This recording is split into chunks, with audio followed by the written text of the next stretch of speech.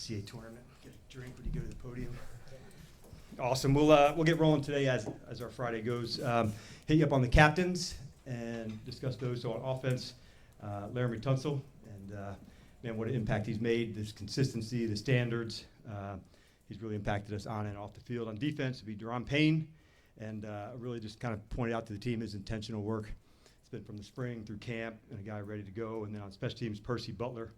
Guy's just been an absolute, badass teams on the field, off the field. We love his nature, what he brings to us. So three excellent guys there. Want to give a quick congrats to Josh, to Mark Klaus. Final vote of RFK.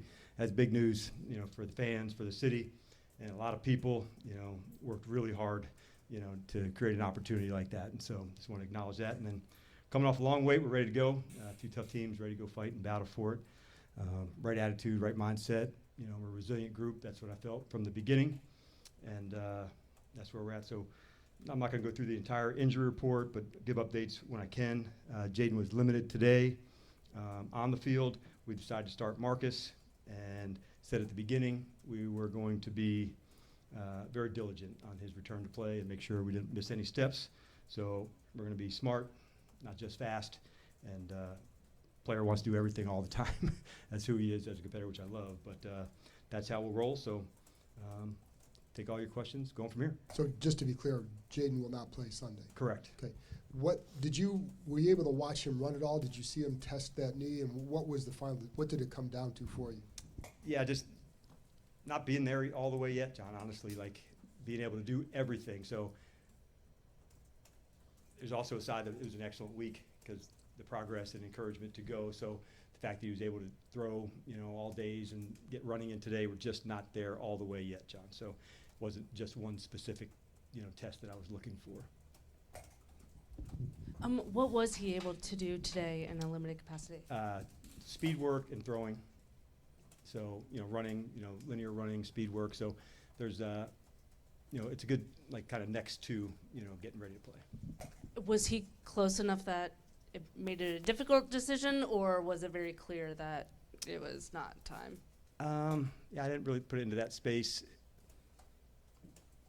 Yeah, I'd prep a better one for the medical guys on that one, Nikki. I think just trust your eyes when you know it's ready to go. And like I said, we're just not going to do this thing in a fast way. We're going to do it in a smart way and make sure we make the right decisions. I think I said earlier, we know, his importance to us and what we do, but it's going to try to just be as smart as we can, honestly. Dan, over the years, how have you come to accept the fact that you have to tell sometimes you have to tell the most determined athletes in the world, you can't go this week, Yes. You can't play this week? And I learned that probably as a head coach DA to say, I remember going back to Matt Ryan, like he was trying and he couldn't say no. I said, I got this one.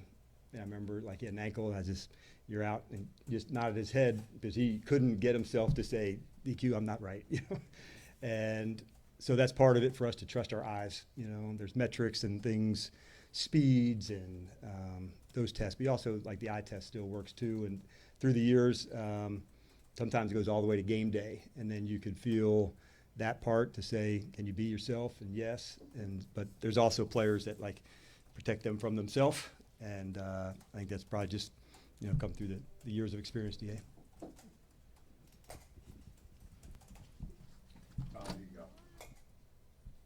I guess I was just going to ask, what was the thought process between announcing it now versus waiting to game day? Was it just for the point where you could think there's anything to show that you change your mind? Correct.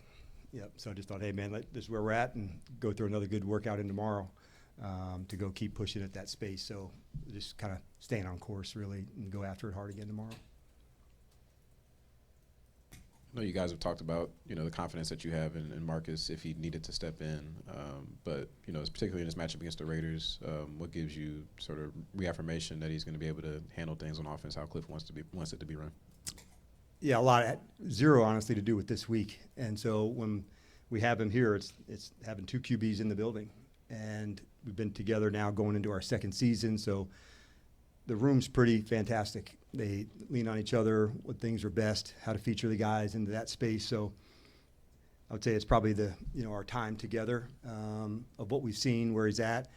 about a month ago, he had an Achilles injury, maybe a little longer, maybe, but he really worked hard to get that part right. And maybe 3 weeks ago or so, man, you could feel all the things coming back. In the first, week of the season, working, against the defense on so many things. But he's just got such a strong grasp of what we do and how we get down. Hi, Dan. Good afternoon. What can you tell us about the exact nature of the injury to Jayden, and do you have a sense of how long this Yeah. might keep him from playing? I wish I was smarter at that, but I'm not going to play the doctor. I just can't. But what I can say is that, like when you're out running on the grass, that's a good sign and that you're making progress and you're hitting all the right marks. And so it also takes your legs to throw a lot. It's not just an upper body stationary throw. It's everything to go through that, your movements to stuff. So we're definitely encouraged about where, the progress is being made.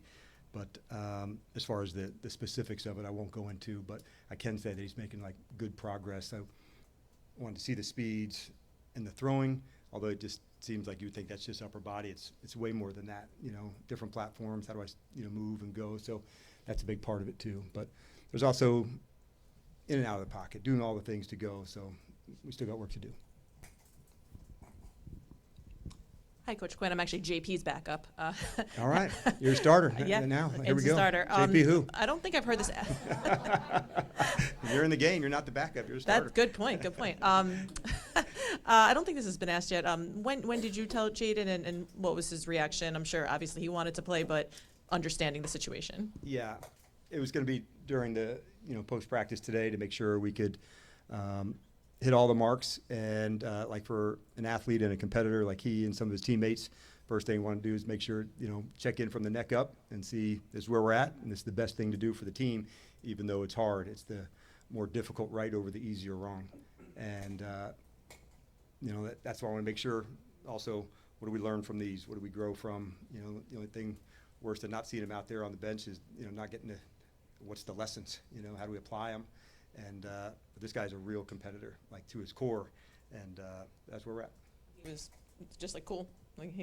Yeah, I mean I'm sure he was probably like a duck under the water, but a little mad and upset. But that's it's kind of the way we roll on everything. We're really upfront with the guys and tell them what we want, what we're looking for, and where we're at. So we just don't want them to live in any gray, not knowing where they stand or what's going down. So I think it's important. They put so much into it that we don't bullshit them either and say, this is what I see. And fortunately, we've all had, some good time together, so we have a lot of trust. And we're always going to make the best decisions for the guys.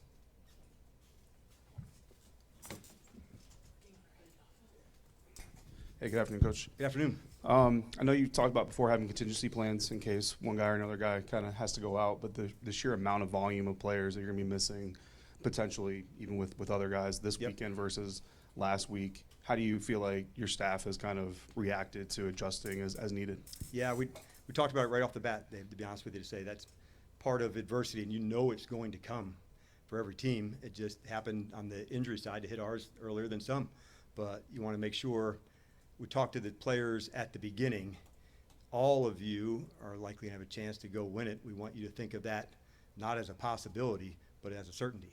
And so when we talk about our roster, if you're on the practice squad or not, to come up, it's not, don't worry about it, we're still learning it. You have to know the system. You have to get reps at practice. And so that's why we really push one another for the readiness. And that way when you do get called up or activated, it's not, how I got to learn this or I got to be on this. No, man, you know the system, keep working your skills. So it can be frustrating for the player waiting, but, it's cliches and stay ready and all that. But if you put them in, you're also in practice, I'm saying, you're proving that you are. You're proving that you can be counted on and be ready to deliver. And we are, if I had 3 words for this team, resilient AF. And we've got, AF's not a word I know, but the part that I love about our group, that these guys really care, they want to fight for it, and it's just all that counts, man. So it's what I would expect from us to step into spaces and deliver. Dorrance Armstrong, we've talked about him being in the backfield a lot before, but just not finishing maybe as much as he would like and you would like as well. a sack in each game so far this season. How positive is it for you to see him finishing a little bit more regularly, and where do you think he needs to kind of take that next step to even go further? Yeah, I'm proud to see the camp that he had and how he started off onto the season. He's worked hard, and with the versatility we have now, David, we can better feature players in different spots than maybe we were able to a year ago. And how do we find matchups and go, and Vaughn's help with that, and Frankie and Jacob and others. And having flexibility helps. You know, how do you want to match up? How do you want to do things? But you also have to be smart enough to handle all that. And DA is right in the middle of all of that. So I've loved that Vaughn is coming here, has helped him, you know, also. He's been the mentor to Javante, and now there's other people to, you know, continue with his growth. And he's off to a good start. Hey, Dan, you said earlier in the week Noah Brown and John Bates were long shots.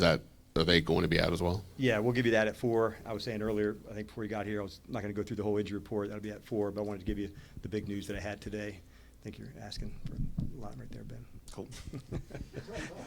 No shame on you. I got it. I'm just messing with you, Ben. Don't worry. Good afternoon, Coach. The Raiders on Sunday, when you have had an opportunity to look at the first couple of weeks' film, or just what you know of the team, what are some of their strengths? Yeah, first thing on the offense, I thought, man, the talent at tight end, you know, running back, quarterback, receivers, I thought they had the full complement of things, Kenny. That was the first thing that jumped out to me. On the defensive side, I saw these linebackers that were square, and like no surprise they played the run so well. These are veteran, tough inside linebackers. And obviously, we talked about Max earlier. We know about Chin. So 2 tough teams going to go battle for it here Sunday. But that's what I noticed right off the bat. Them trying also to get their identity, how they want to play. But the full complement, you know, tight ends, receivers, runners, strong arm quarterback, like the full thing. And I know in the past we've kind of talked about matchups. I asked Zach yesterday about Jeremy Chin, because I know they battled a lot last year. So just your thoughts overall on Jeremy and Zach, and just outlook for Sunday. Yeah, for sure. He's somebody that we really regard a lot, and they'll feature him a little bit differently than maybe we had to.